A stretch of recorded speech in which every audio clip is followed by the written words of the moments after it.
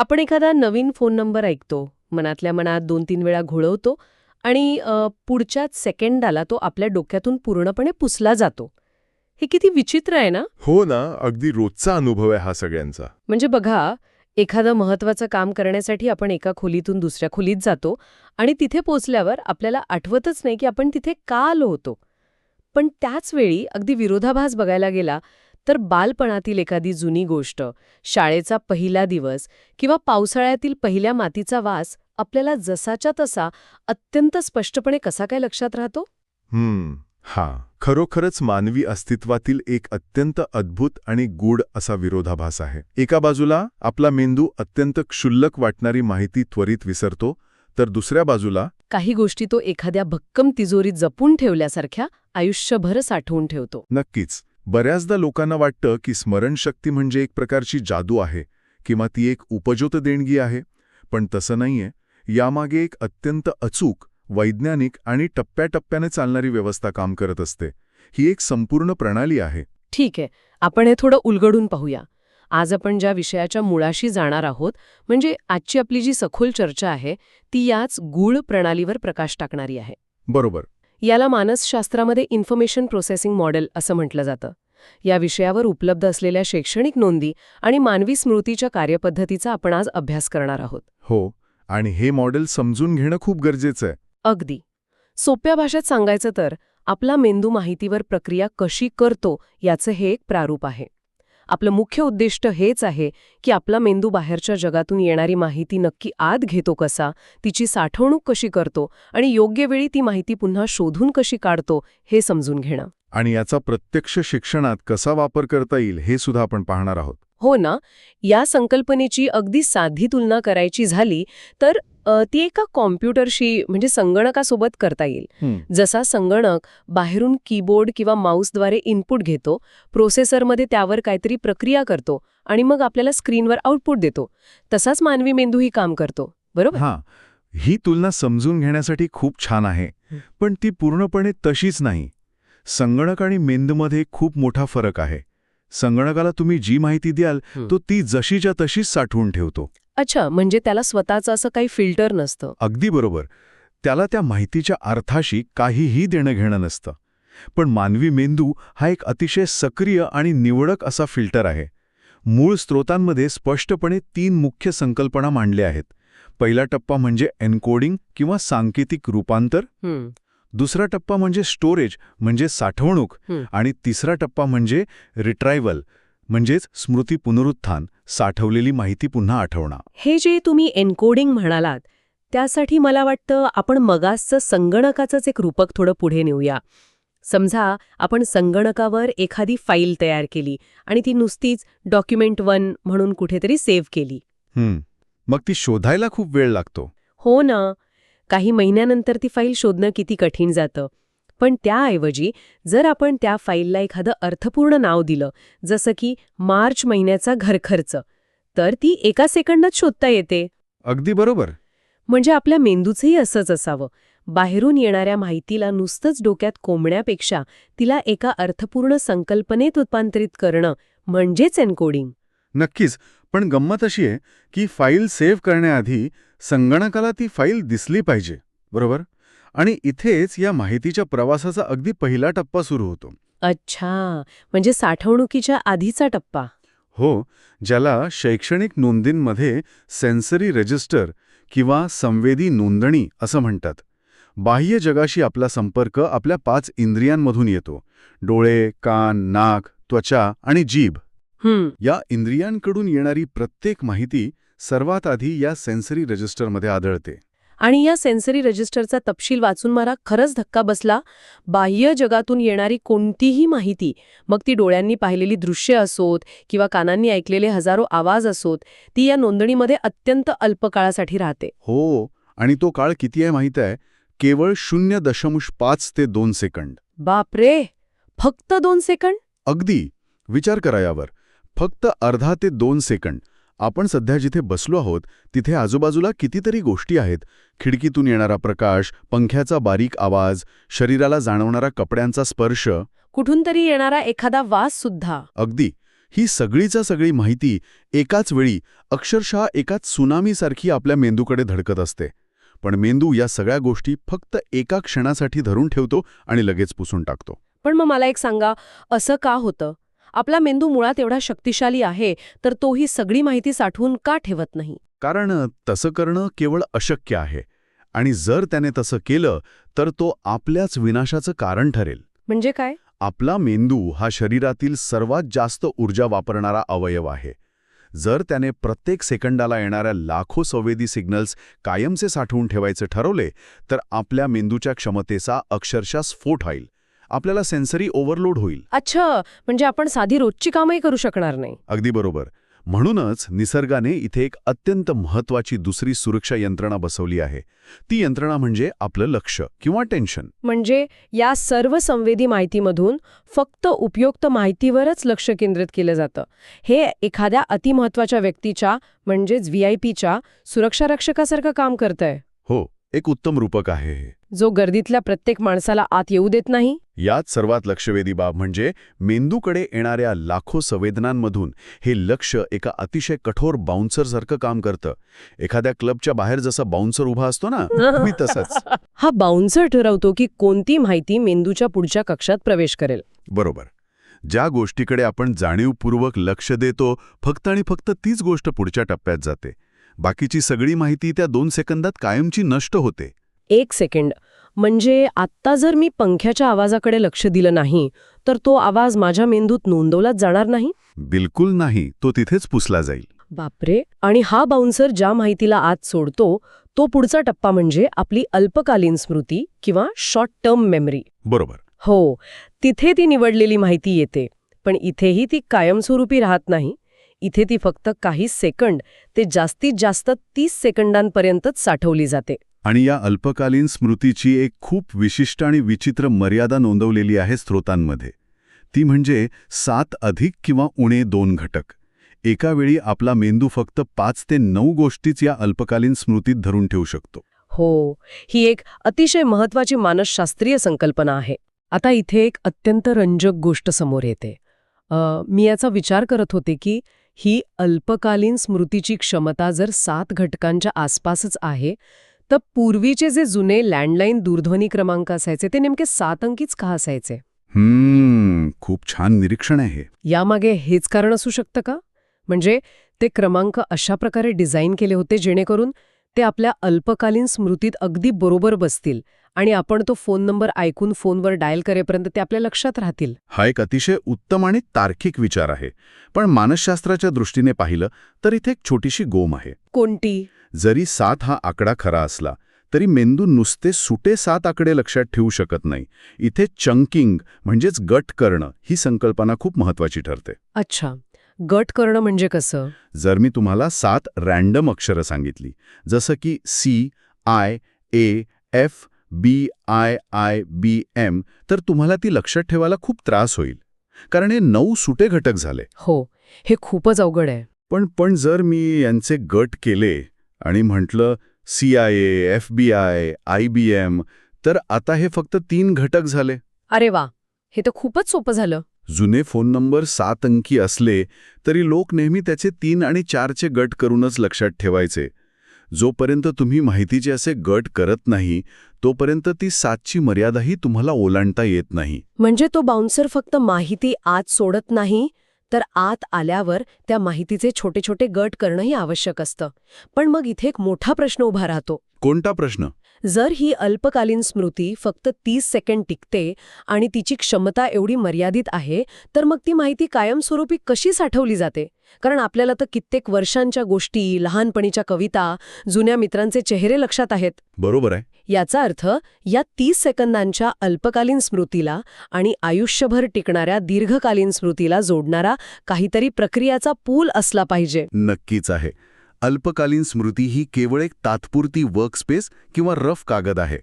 तिथून माहितीला कायमस्वरूपी जागेत म्हणजेच लॉंग टर्म मेमरीमध्ये नेण्यासाठी ज्या पुलाचा वापर होतो त्याला प्रोसेसिंग किंवा प्रक्रियेचा टप्पा म्हणतात. आणि हा तो टक्का आहे जिथे खरी मेहनत घ्यावी लागते, हो ना? अगदी. बऱ्याचदा लोकांना वाटतं की रिहर्सल किंवा उजळणी म्हणजे नुसती घोकमपट्टी करणं.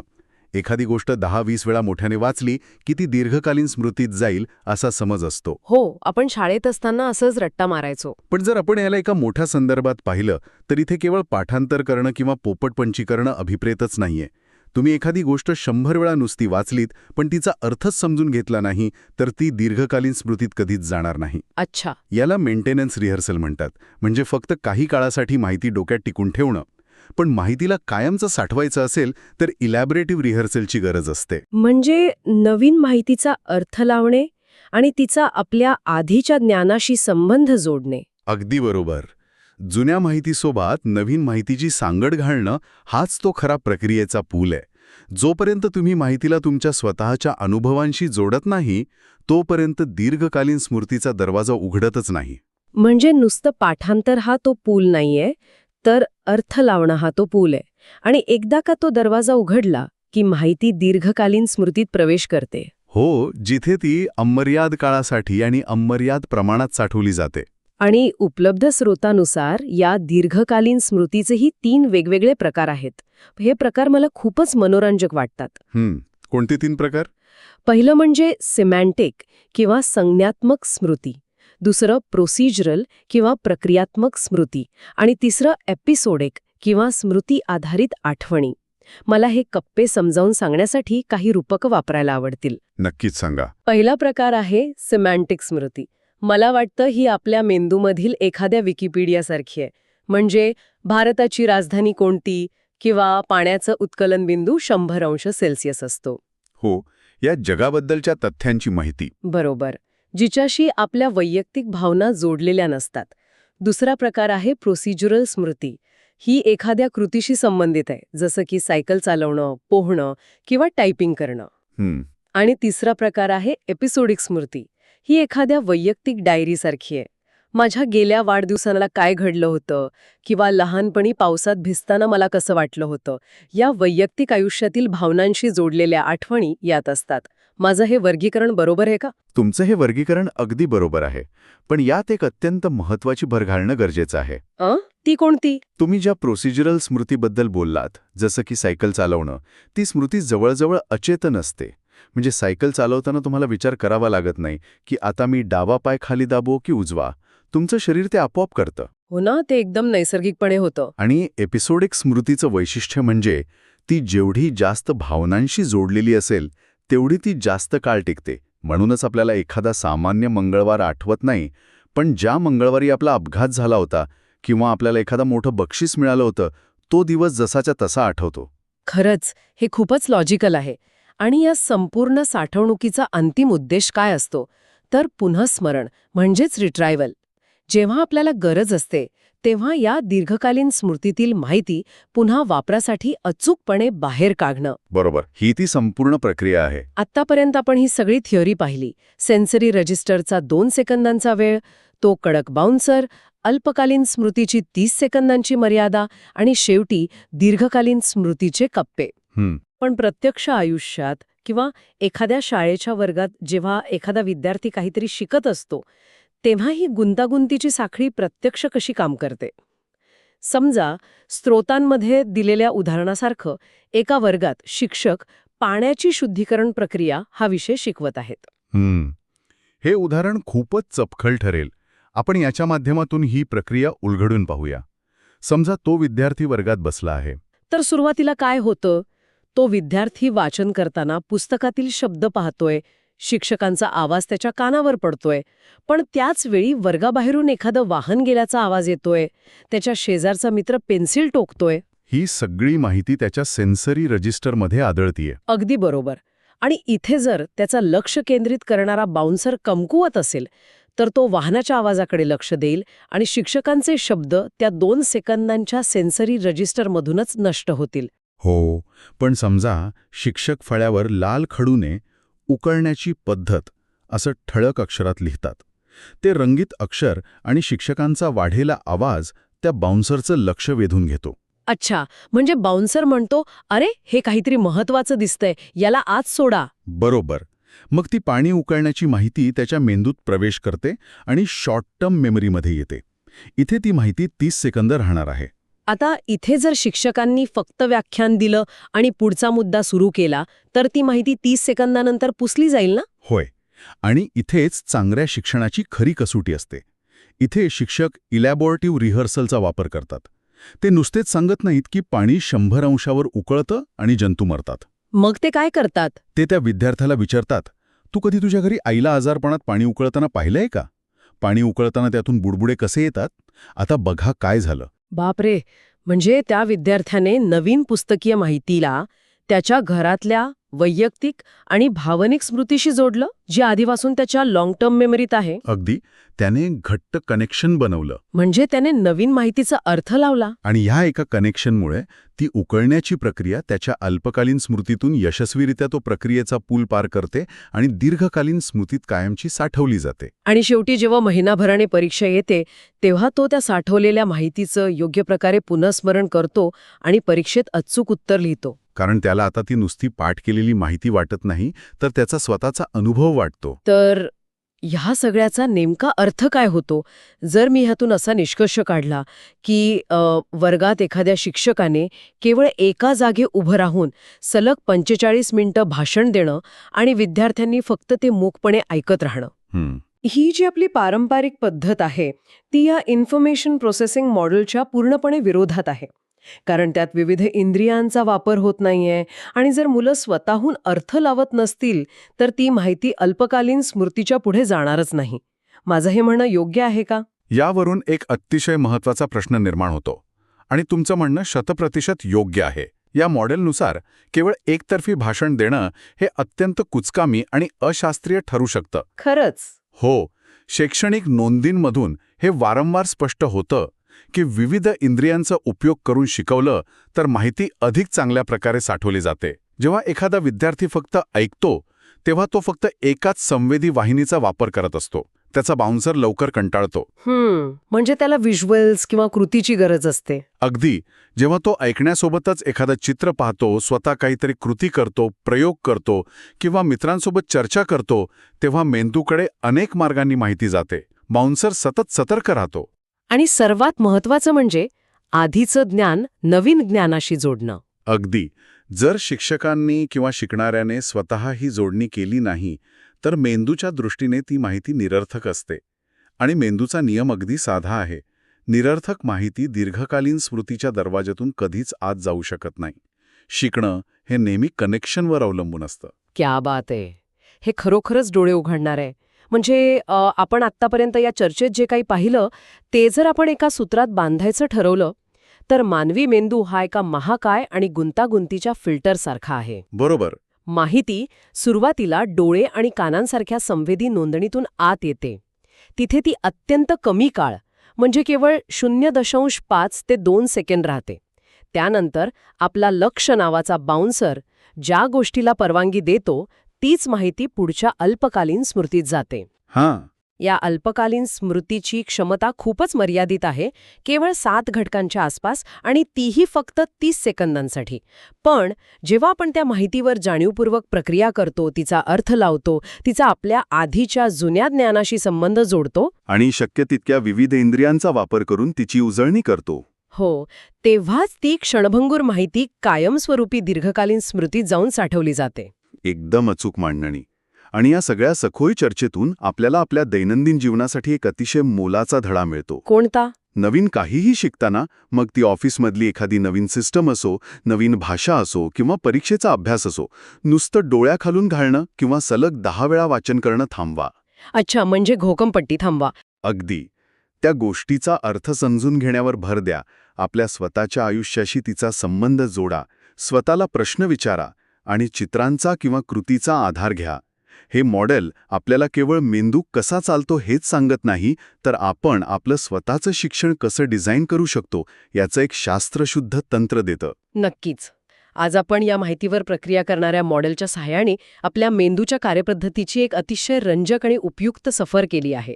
मला खात्री आहे की यापुढे जेव्हाही आपण काही नवीन शिकायला जाऊ तेव्हा आपल्याला आपला तो बाउन्सर आणि तो प्रक्रियेचा पूल नक्की आठवेल. हो ना, तो आठवायलाच हवा. पण आजची ही चर्चा संपवताना जाता जाता एका गोष्टीवर नक्की विचार करायला हवा.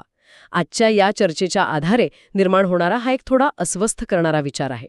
अस्वस्थ करणारा तो कसा का? आपण पाहिलं की आपल्या अल्पकालीन स्मृतीची क्षमता केवळ 7 घटक आणि जास्तीत जास्त 30 सेकंदांची असते. तिथेच आपला मेंदू माहितीची पहिलीच चाळणी करत असतो. पण आजच्या आधुनिक काळात आपण सगळे जे तासनतास मोबाईलवर शॉर्ट फॉर्म व्हिडिओज म्हणजे रील्स किंवा शॉर्ट्स बघत असतो त्याचं काय? बापरे, हा खूपच गंभीर मुद्दा आहे. हो ना.